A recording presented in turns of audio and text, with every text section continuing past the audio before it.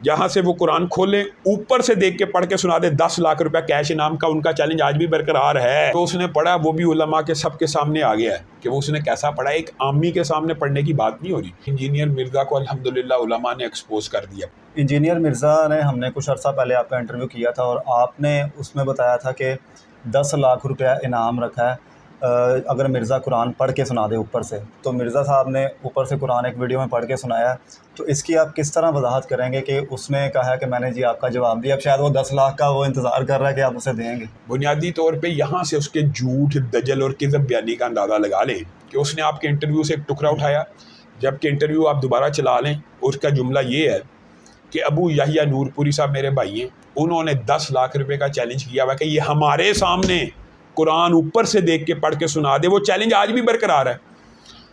हमने जहाँ से खोलना है, अबू याहिया साहब को बुलाए, जहाँ से वो कुरान खोलें, ऊपर से देख के पढ़ के सुना दे, 10 लाख रुपया कैश इनाम का उनका चैलेंज आज भी बरकरार है। और उन्होंने ये सोशल मीडिया पे इस बात की वजाहत भी कर दी। वो कुरान उसने किसके सामने पढ़ना है? उलमा के सामने, किसी आम शख्स के सामने अपनी मर्जी से खोल के सफ़ा नहीं पढ़ना। जिस सफ़े को अबू याहिया नूरपुरी साहब खोल के देंगे, वो सफ़ा उनके सामने पढ़ के सुना दे बग़ैर गलती के।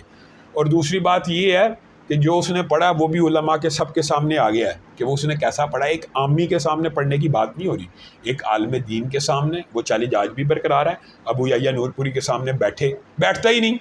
आप सब जानते हैं कि वो मफरूर है और भगोड़ा है, जुबान यूट्यूबर्स के सामने बैठ जाता है, उनको बुला भी लेता है और उनके सामने कुरान भी। बुनियादी तौर पे यूट्यूबर्स हमारे सर आंखों पे हैं, लेकिन वो उलमा नहीं है।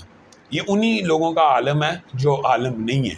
उलमा की मजलिस से इसलिए फ़रार होता है कि उसको पता है कि उलमा की मजलिस में मैं बैठूँगा तो मेरे इल्म की सारी दजियाँ बिखेर दी जाएंगी। और मैं उसको खुद भी पता उसको कितना को इल्म है। अगर उसको अपने इल्म के ऊपर कॉन्फिडेंस हो तो वो कभी 28-12 और हदीसों के नंबरिंग बयान करे।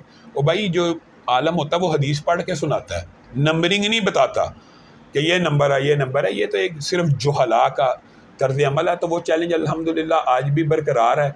और वो 10 लाख रुपया कैश लेना चाहता है तो अबू याहिया नूरपुरी को आज बुलाए, उसके सामने ऊपर से देख के कुरान पढ़ के सुना दे। इस तरह नहीं, आलिम दीन के सामने पढ़ के सुनाए जहाँ से वो कहते हैं। और फिर उनके साथ चैलेंज ये भी है कि ये तो उनका चैलेंज था जहाँ से मैं करके पढ़ कहूँ वहाँ से सुना। और उनका ये चैलेंज ये हदीस की कोई किताब उठा ले, वो अपनी मर्जी की उठा ले सफ़ा।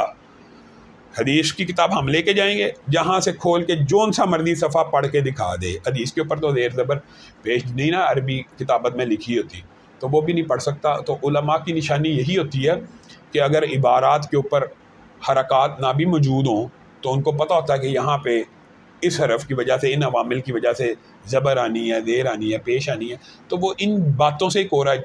जो रसूलुल्लाह की ज़ुबान अरबी, जो अल्लाह की अरबी, जो सहाबा की ज़ुबान अरबी नहीं समझता, वो दीन कैसे समझ सकता? बुनियादी बात ही है। अच्छा, एक न्यूज़ चैनल ने ख़बर चलाई थी कुछ दिन पहले कि इंजीनियर मिर्ज़ा पर कातलाना हमला हुआ है और वो लड़का पकड़ा भी गया और उसने कहा है कि मुझे इसकी बातें बहुत बुरी लगती थी तो मैंने इसको मारने के इरादे से आया था। तो आप क्या समझते हैं कि इंजीनियर मिर्ज़ा का फितना लोगों तक पहुंच चुका है, लोग जान चुके हैं इसकी हकीकत, और फिर इसके ख़ात्मे का क्या यही तरीका बचा? मैं ये समझता हूँ कि इंजीनियर मिर्ज़ा को अल्हम्दुलिल्लाह उलमा ने एक्सपोज कर दिया। पहले उसकी जो कुछ मकाम और वक़ार था उसने बदज़ुबानी कर के, यानी उसकी ज़ुबान से आप देखें कैसे अल्फाज अदा होते हैं जो सहाबा महफूज नहीं, ताबईन महफूज नहीं, औलिया महफूज नहीं। कुरान पाक को बगैर तर्जुमा पढ़ना ऐसे है जैसे फ़्रेंच में गालियाँ निकालना। वो हमारे बारे में कैसी ज़ुबान इस्तेमाल कर एक्सपोज हो गया। और जो मुस्तकिल बदज़ुबानी करे ना, मुस्तकिल बदज़ुबानी करे, वो एक्सपोज हो जाता है। आप मुझे एक बात बताएं, आपकी भी एक ज़ात होगी, मेरी भी एक ज़ात है, हर बंदे की।